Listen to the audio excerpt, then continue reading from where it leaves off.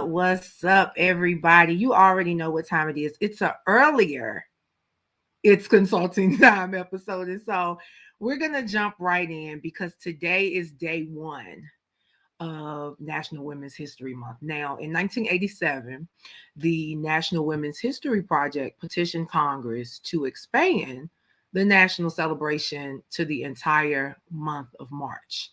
And since then, the National Women's History Month resolution has been approved with bipartisan support. You already knew. I don't care how conservative you are. I don't care what's going on. You were going to support this resolution and you weren't going to publicly dismiss it. So, needless to say, we have National Women's History Month. And the reality is that this month is about uncovering women's forgotten heritage. But I wanted to do it a little bit different. I want us to more or less focus on the things that women have done and are still doing that is often contrary to what you would think women should be doing. So happy National Women's History Month to everybody. My guest today is very esteemed. She is definitely somebody that I have grown to know over the past couple of years. And I would say probably about a year or two. Debbie Ebel. Now, she's an entertainment lawyer, yes. But Debbie is so much more than that. And I think when you see her and when you hear from her, you will understand how she has made it decades in this industry. Miss Debbie, ladies and gentlemen. Hi. Hello. How are you? I am great. I want you to introduce yourself as only you can because I already know. I don't have to ask you questions. You got it. Hi, I'm Debbie Ebel. I'm the streets entertainment attorney. That's what I call myself. I am happy to say that I like representing independent labels and independent artists and helping people rise up. So I definitely am about the streets, been in the streets a long time, and definitely love helping people to shine. So definitely supporting the underdog and watching them rise and make it. So, Debbie, this is the thing with you. So, you've worked with some heavy hitters, yet you have a heart, an actual heart. to help independent artists. Tell us a little bit about that transition, though. I don't know. I mean, my dad was a union president, so all my life I've been around people, working class people, all different, nationalities, and just really gravitated to it. I don't like working with people who are bougie. I don't like people who have no humility. It's just not my bag. I think that anybody can be anything that they want to be. They just got to want it bad enough. So I'm always talking about fire in the belly. Do you have the fire in the belly to succeed? Because if I wanted to be the president of the United States, I could do it. But I just need to want it bad enough, right? So I went to school. I became an attorney. But that process was, not a straight process. First, I went to school and became a nurse because I wanted to get an associate degree because that's all I could do because I was supporting myself. Nobody in my family had ever gone to college. I got my associate's degree, became a nurse, went to work, got my bachelor's degree, then went to law school because I needed to pay my rent, pay my car insurance, and survive. So I worked full time and went to school full time. So I know it's possible. But I had the fire in my belly because I wanted to surpass what my family had done already because I wanted to have a better life, right? So you can see my picture in the background. It's a beach scene, and I'm sitting here in sunny Fort Lauderdale, right? And I'm happy to see that because I'm living my best life. I have a place in Manhattan. I have a place here in Fort Lauderdale. And that didn't come because my parents had money. No, that came from hard work. Yes. Hard work and really applying myself. So everybody gets a gift in life from God. And you got to really try to appreciate the gift you get, right? Some people get great bodies. Some people get looks. Some people get talent. I got brains. And I use my brains to the best of my ability so that I can have a better life. So if you're in the entertainment business and you've got talent, that doesn't entitle you to a good life. You got to have a hard work ethic. You got to appreciate people. You got to respect. You got to learn because guess what? There's a lot of talented people out there, but not everybody has charisma. Not everybody has the fire in their belly. I always use Cardi B as my example. Like she came from nothing and became everything, but she wanted it. And she talks about that all the time. And she was her true, authentic self. Like copying somebody else ain't going to make it. Like if you don't have a good personality, unfortunately, you probably ain't going to make it in the entertainment business because you need to be entertaining. So if you're not, maybe you should just be working at a record label, not trying to promote yourself as an artist because you have to be nice to be an artist. Absolutely. Right? Nobody wants to work with somebody who is entitled, has no humility, thinks they know everything, because they're a dime a dozen. Indeed. Now, Debbie, you really, since I met you, you are a person, number one, you're a person of your word. If you're going to be there, you're going to be there. If you're going to do it, you're going to do it. And you do a lot of things that I personally feel like you probably don't get the oomph for because I've seen you do so much. But talk to us a little bit about that the disproportionate presence of women in entertainment law and how serious they're taken. I think that, listen, that society is stacked, I think, in a certain way. It's probably white men, white women, black men, black women. Black women have the hardest time of all, right? But you can overcome anything. I think my experience growing in this music industry is that there's a lot of sharks. There's a lot of people who are dishonest. There's a lot of people who take advantage.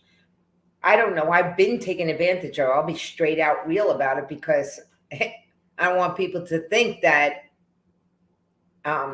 if you got taken advantage here, that you're stupid or you're the only one. No, people take advantage of everybody that gives them the opportunity. And I think I had a real hard time with that because I am nice, I am honest, and probably that's what's allowed me to advance as far as I've gone already at the end of the day. But when I got really hurt and I had the time to look back and think about it, what I began to realize is if you're in survival mode, right? Survival mode, meaning like you ain't got money to pay your rent or pay your phone bill or put food on the table maybe for your kids, you're going to do whatever you need to do. And you're going to take advantage of the next one. So I kind of have like a red flag system now. If you do something to me that makes me question your integrity, I'll talk to you about it once. If it happens again, I'm out. You will see the dust kicking up from my heels. And I don't feel the need to explain it to you the second time around. I used to feel that need. I had some heavy duty confrontations in this game. Like, I confronted a man on the roof. I'm lucky I didn't get thrown off the roof. I confronted this other guy, big, maybe 300 pounds, 6'5", in a bar and didn't care. Just right up in his face, like pushing him to the edge because I was angry that they had lied to me. Now I'm like, you know what? That's your loss. I don't care. I just walk and I don't need to hear your explanation because if you did something that went against the grain for me, I don't need you in my company. I don't want you in my company. So I think this is a really tough game. And, you know, maybe I was naive when I came into it, but I'm not naive anymore. And it's a hard game, but the race does not go to the swiftest.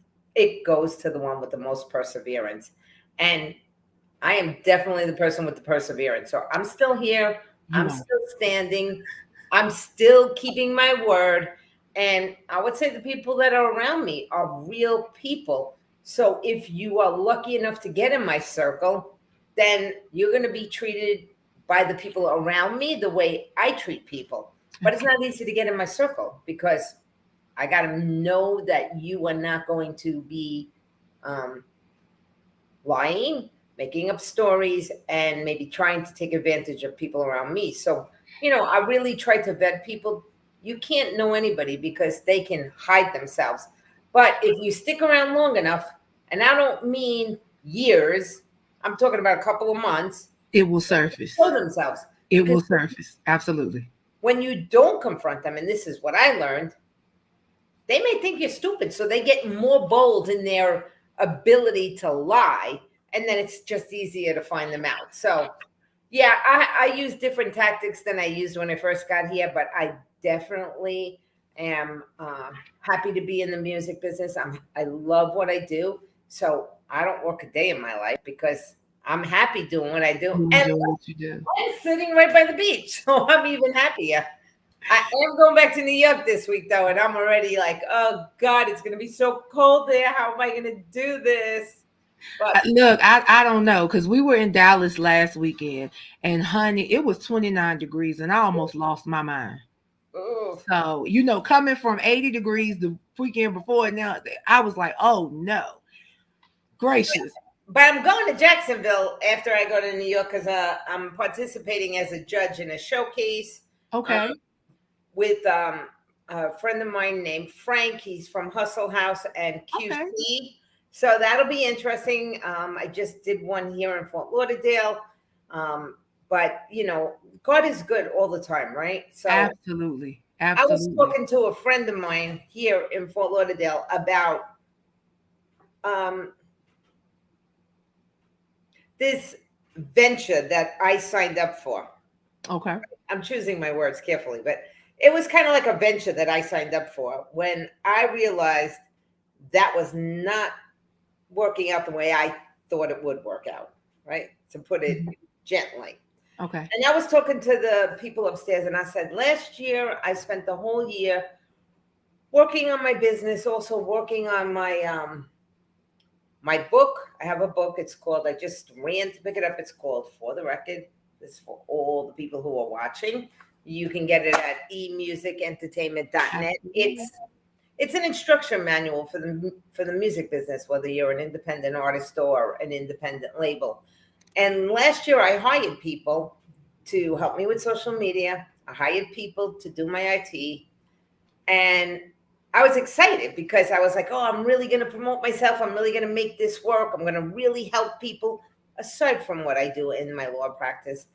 And what I realized at the end of the year was there's a difference. Now, pay attention if you listen. There's a difference between employees and a team, right? Okay. You pay people and they do what you tell them to do, but they don't do anything more than that. So I don't know technology like probably some 15-year-olds who might be listening to this. Honey, yes. And I need help. So I can't tell you what you need to do if I don't understand it. I need you to tell me what I need to do to make this work better, right? So I realized that there's a difference between a team and employees. And I was looking for a partner really to promote my business. I do think and believe in teams. I'm an attorney. I've been around a long time. I'd like to believe God gave me brains and I'm somewhat intelligent, but I don't have the answer for everything. And I'm not the smartest person in the room because you can always learn from somebody. So when you run your business and you're completely alone, every decision you make, you have nobody to bounce it off of. Nobody in my space knows what I do or how I do it. So I was really looking for a partner. And, I tried to do this and create a joint venture, which, it just really didn't materialize the way I wanted it to. And I got an opportunity to teach copyright law at a college. So I'm teaching copyright law. As a matter of fact, the semester's starting to wind down now and I'm looking Wow. But I was upstairs in Florida talking to one of my neighbors saying, like, that was a great experience. I really love teaching copyright law. I love teaching. If you hire me to do a contract, I go over the entire contract with you. Some people don't even want to be bothered, but I really like to teach people because knowledge is power and I want to give people strength. And I was explaining to my neighbor that, there's a difference between a team and an employee. And I really still am looking for that right partnership, right? Okay. And I came downstairs and the phone rang. I swear to God, this just happened this week. And I've done 2 book publishing deals for 2 clients of mine. And the gentleman, I was working out some details for one of my clients. And he said to me, I've been watching your interviews, Debbie, and I'm following you on Instagram. Like, you're really great. Have you ever thought about writing a book about the music business? And I go, I already did. Actually, I wrote an instruction manual and a guide. And, I sell it on my website and I sell it on Amazon. And he said, well, who puts it out? I go, me. I wrote the book. I designed it. I put the graphics. I swear to you, did this entire book by myself. And it's nice. Yep. Single person helped me. And he said, I'm really interested in that. And I said, all right, let me just send you a copy before you say anything. So he gave me his address. I sent him the copy and he called me and he was like, I love it. I love it. I want to do a publishing deal with you. And so I'm going to do the publishing deal because I really feel like it would be great for somebody to help me market it. It will be. Now he's going to be a team member because I'm going to financially incentivize him to be a team member. And he's equally yoked with me because he's an expert in book publishing. So I want to say to people, like, what was my lesson from last year? If you want to grow a business, you need a team, not employees, but you need to find people that are interested in what you do and are equally yoked. That doesn't mean they need to sing as well as you. Maybe they need to be songwriters. Maybe they need to be producers. Maybe they need to have money. Maybe they need to have connections. But they need to bring something to the table because then you are both rowing the boat together and you're going to get to the shore quicker. If you have to teach people what to do, they're slowing down your progress. You need to find people that are equally yoked. So that's the lesson I took away from 2021 and heading into 2022. And I'm excited to see that this book will get out. I have some ideas. I have another guide on NFTs. I want to add it. And now I want to write a whole nother part about the Metaverse, which I think is just extremely fascinating. I don't know that I agree with the whole concept of the metaverse, but I'm older. I still like to teach people in person, even though I teach on Zoom. I still like to interact with people personally. The metaverse is like probably great for everybody who's coming up and living on the computer and loves technology. But I think that it's really going to be something that artists in the future are doing. Like they're selling property in the metaverse, like literally selling property. So you can buy a plot of land, right, in the metaverse, in decentralized land or something it's called, and it gets deeded to you. And then you can operate a venue in the metaverse. So I could rent space to you, Lily, to do shows or run your interviews. And like Snoop Dogg has property, and people are buying property to be near Snoop Dogg. Like it's Wow. so In abstract the metaverse.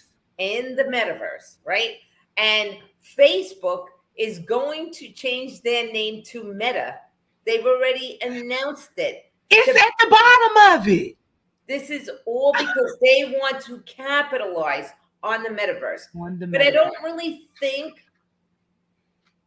that there's a lot of people whose true intention in the metaverse is to level the playing field. It's very idealistic, but corporate America is still here, right? And Facebook is going to be calling itself Meta now. Yeah, And yeah. you know, it's probably the wave of the future. You know, you can actually attract a global following in the metaverse, which you can't do in real life unless you have a ton of money, right? That's true. So, That much is true. so there's a lot of benefits to it, but at the end of the day, this is a very abstract concept Absolutely. that I think the young kids are really going to gravitate to. It's kind of more like gaming and that aspect. And by the way, gaming is generating $42 billion a year, more than the music industry right now. Debbie, listen, I have talked to so many artists about their gamers and artists, and I'm like, thinking like, what placement, like, what's the problem? But everybody wants to be seen. People don't realize you can make more money sitting on your couch playing a game while they playing your music than you would out here performing. It's crazy. Some of these people in the metaverse are using avatars to perform. Yes. Or they're using this mixed technology where, let's say, it's me. You won't want to hear me sing, but just for argument's sake, let's say it's me and I'm singing and dancing. They use the avatar that follows my movement. So you see the avatar dancing like me, but you don't really see me. It's just really fascinating, right? Absolutely. Like people laughed at Apple computers, right? And now look at the way we live. Your phone is a computer. So even though the metaverse sounds a little I never thought about it like that. esoterical, the metaverse may be the way of the future. So I think just to understand it, whether you agree or not, is always good. So like I said, I want to, if the gentleman wants to publish my book just the way it is, but he said maybe they can't publish it in this size format. So I said, okay, well, if they have to change it, there's a couple of things I want to do. And then I would probably add some information about the metaverse because I just find it fascinating. And music is evolving. And I want to say one more thing. Go ahead. Copyrights in the United States, right? Okay, so there's a lot to know about copyrights if you're an artist, and I could probably spend a whole hour and not even touch 90% of what you need to know. But gaming interacts with copyrights very differently. So I want to use the example of Fortnite, and I'm not promoting this because I agree with it. I'm just raising it as a abstract thought that when you are gaming, like the people, let's say, who make Fortnite, they put the game out and then they allow people to make different versions that grow the game and make it more popular, right? Now, under copyright law in music, if you do that, it's an infringement. So maybe, and because the gaming industry is doing so well financially, right? And people are interacting with the technology and the software, maybe at some point we have to rethink music copyrights. Absolutely, absolutely, absolutely. So, there's a lot going on always with technology, and music is a technological business now, whether we like it or not. Indeed, it is. Indeed. And Debbie, first and foremost, this is hello, because we're gonna bring you back and prayerfully bring you back when we can do a month-long series of just little things here and there, because we can't give them everything. You can't give away everything. You have a book, and then we can talk about the book, push the book, and also possibly, offer individuals an opportunity to purchase the book and maybe even sit down and do a book review. I think we do ourselves a great disservice when we have book clubs that, read a lot of fiction, but they don't have book clubs for nonfiction. And I'm a big, like, I love to read manuals and stuff, which is really weird, but hence why it's so interesting. I have to let you know this. I don't know if you knew, but do you know that's how I started off? Nursing was my first major. I went to nursing school Wow. because my dad had Alzheimer's. And guess where I am now? Finishing up the same thing. So, our paths cross with people for a reason. And I'm a firm believer that it crosses for confirmation.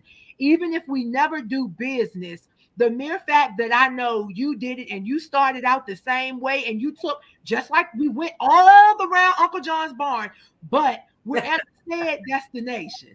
And I'm grateful to know you. I salute you today, the first day of Women's History Month, because you are a force to be reckoned with, and we respect everything you do, how you do it, and the why behind why you do it. Debbie, let everybody know where they can find you on social media and how they can purchase that book.